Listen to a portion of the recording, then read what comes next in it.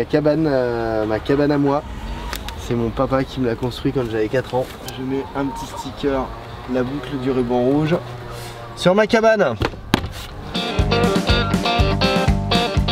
Aujourd'hui, on est chez moi, on est à Cluny et on va être reçu par monsieur le maire avant d'aller parler de notre mobilisation dans un lycée, au lycée Prats.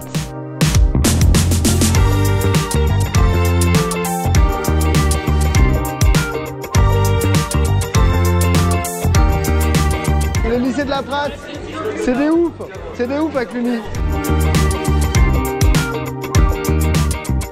On s'est rejoint aujourd'hui avec Juliette. Ça fait des mois et des mois qu'on parle de la boucle du ruban rouge. On parle de lutte contre les discriminations, on parle de lutte contre le VIH bien évidemment. On parle aussi de réchauffement climatique. Et c'est pas évident pour tout le monde, le réchauffement climatique et le sida. Qu'est-ce qui fait que c'est en lien? Le réchauffement climatique, il y a des populations qui pourront très clairement plus du tout vivre chez elles. Auquel cas, monter des parcours migratoires. Sur les parcours migratoires, il y a énormément de violences, des violences sexuelles, des contaminations. Les personnes qui partent de chez elles, de leur pays d'origine, ne sont pas forcément contaminées au VIH. Exactement. Elles vont avoir un parcours migratoire et un lieu d'accueil, entre guillemets, qui va les mettre dans une précarité sociale et de santé. Donc, du coup, il y a des risques de contamination beaucoup plus élevés à ce moment-là. Et donc, avec plusieurs centaines de millions de réfugiés climatiques dans les années à venir, malheureusement, on risque d'avoir une explosion.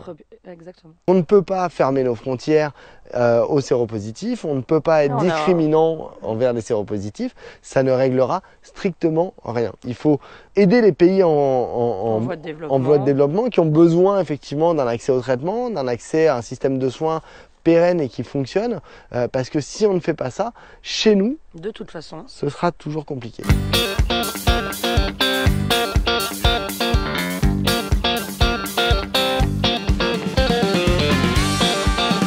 C'est rigolo, tu savais que mon père il s'était fait virer de ce lycée?